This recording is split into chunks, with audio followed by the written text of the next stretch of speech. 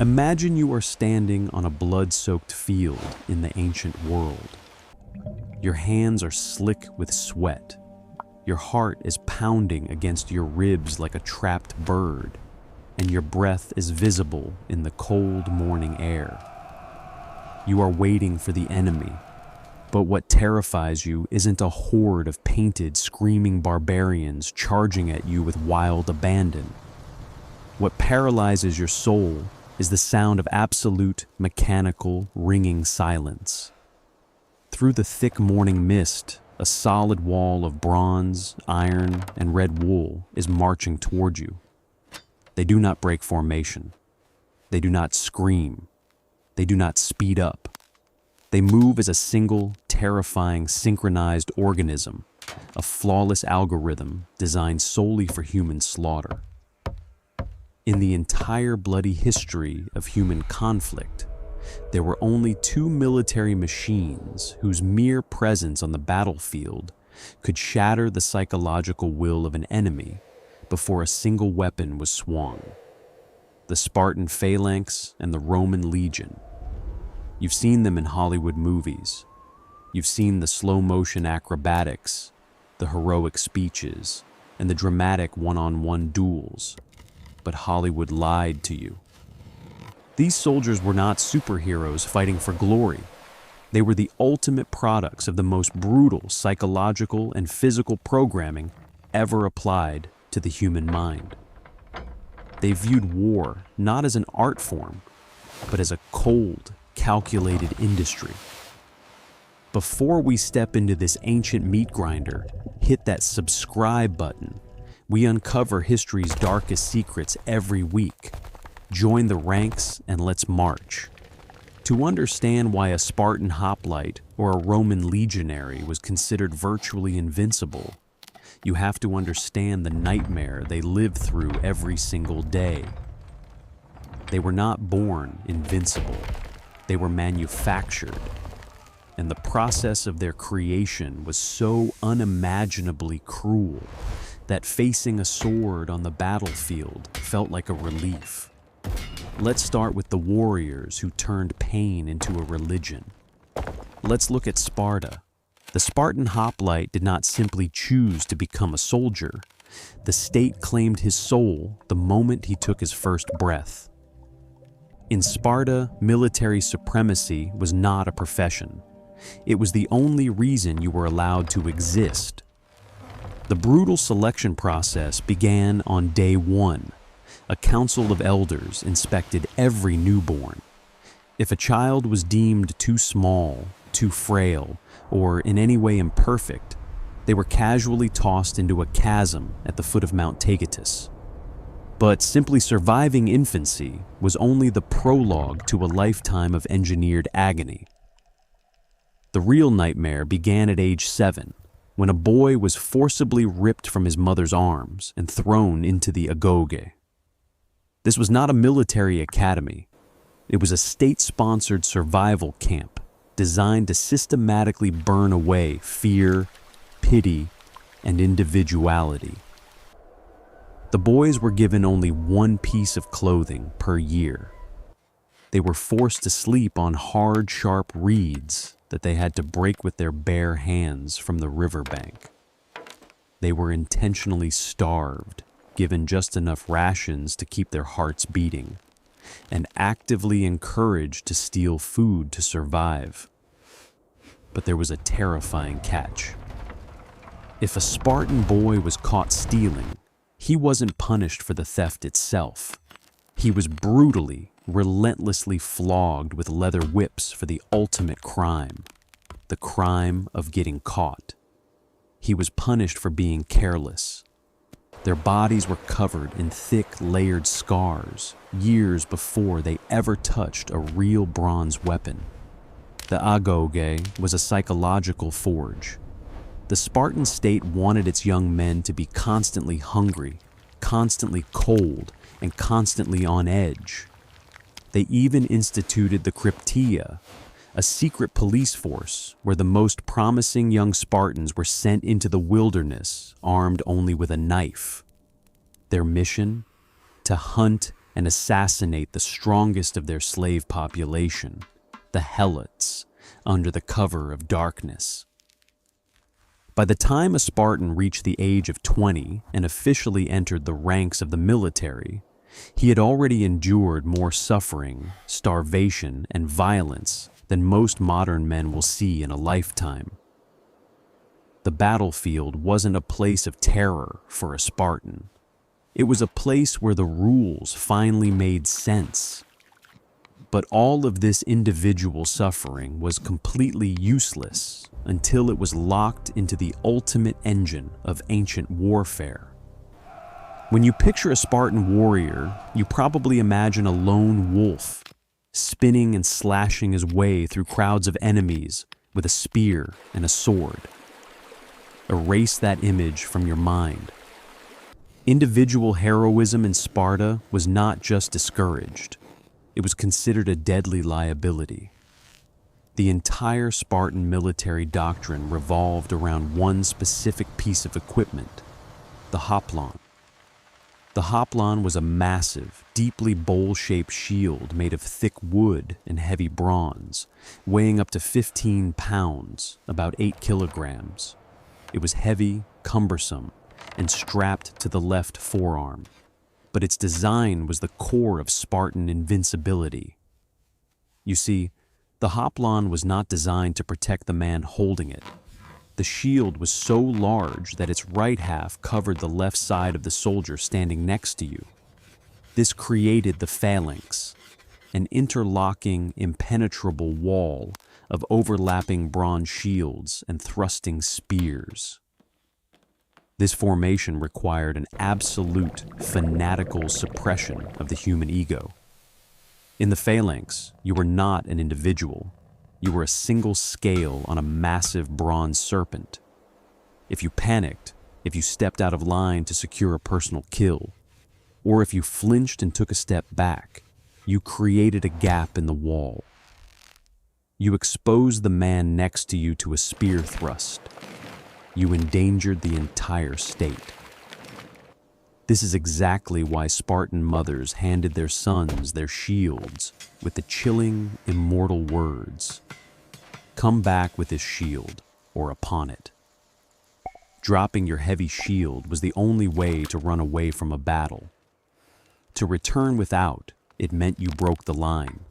For a Spartan, cowardice was literally a fate worse than death. A coward, a trembler, was publicly humiliated, shunned by society, and forced to wear patches of colored cloth. In a culture built entirely on military perfection, being an outcast was a psychological torture far worse than bleeding out in the dirt. When the phalanx marched, moving to the hypnotic, rhythmic playing of bone flutes, it wasn't an army attacking. It was a hydraulic press of muscle, bronze, and psychological fanaticism slowly grinding the enemy into dust. But if Sparta was a handcrafted, artisanal blade, forged in the fires of generational trauma, the Roman legion was a massive, soulless, industrial meat grinder. The Romans looked at the Spartan model of warfare and realized its fatal flaw. It took 20 years to create one perfect Spartan. Rome didn't have time for that. Rome wanted to conquer the known world. They needed a system that could take a completely ordinary farmer, baker, or blacksmith, and in 4 short months of brutal mathematical training, turn him into a ruthless terminator. The secret to Roman invincibility was not lifelong indoctrination. It was extreme standardization and an obsession with logistics. A Roman legionary was not a solo fighter. He was a cog in the most advanced military machine of the ancient world. Their training was exhausting. They marched 20 miles a day, carrying 60 pounds of gear, dug massive fortified camps every single night, and practiced with wooden swords and shields that were intentionally twice as heavy as their real weapons. When battle finally came, wielding real steel felt effortless. while barbarians relied on wild, sweeping arcs with long swords. Exhausting themselves in minutes, the Romans turned killing into a hyper-efficient, energy-saving assembly line. They marched in a checkerboard formation, completely silent.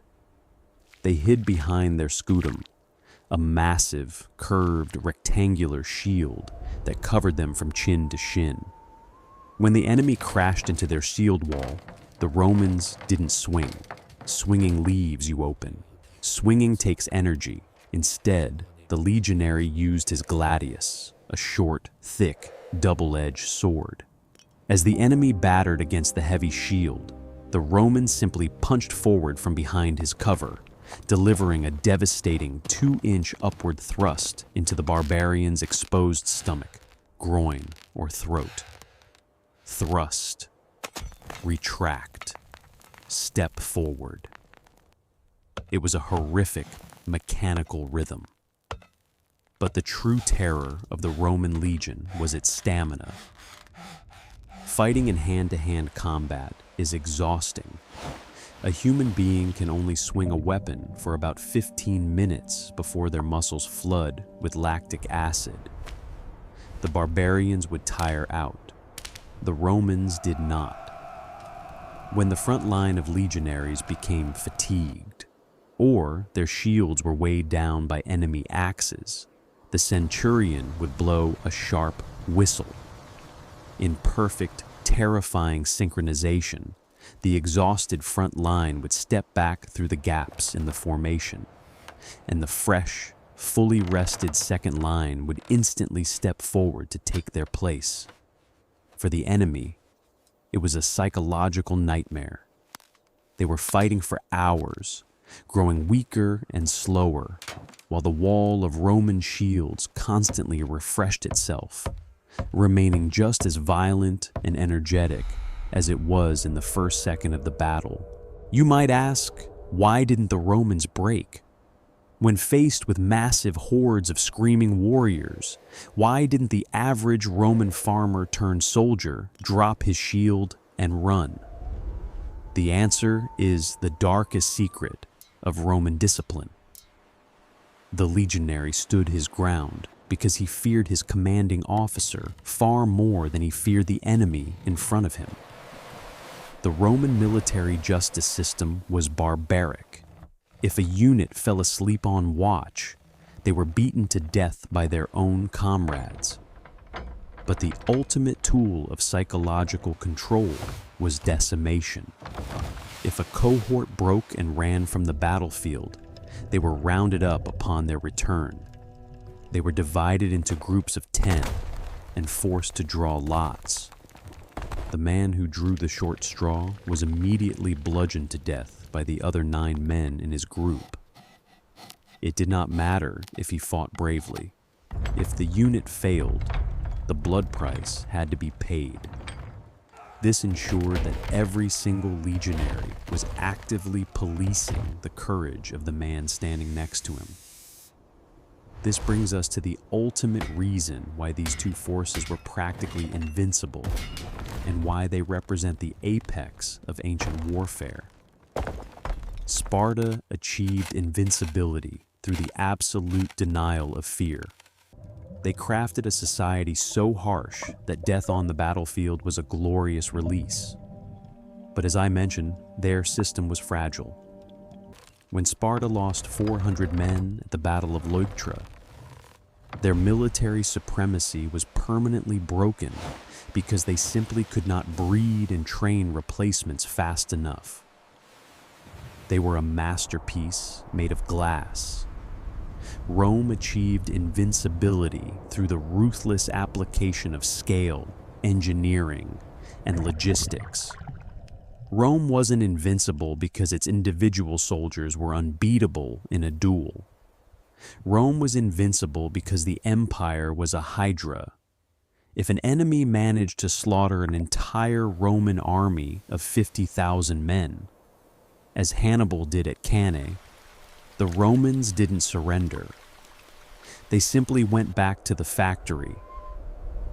They drafted more men, train them in exactly the same standardized way, equipped them with exactly the same weapons, and marched right back out 6 months later. If these two ultimate forces ever met at the absolute peak of their power, it would be the ancient world's version of an unstoppable force meeting an immovable object. The Spartan phalanx was a perfect, unbreakable monolith of bronze and lifelong fanaticism. But the Roman legion was the ocean tide. Wave after wave, perfectly organized, emotionless and endless, the Roman machine would simply keep crashing against the rock until, inevitably, the rock eroded into sand. They were both invincible in their own minds, but only one had the factory to conquer the world.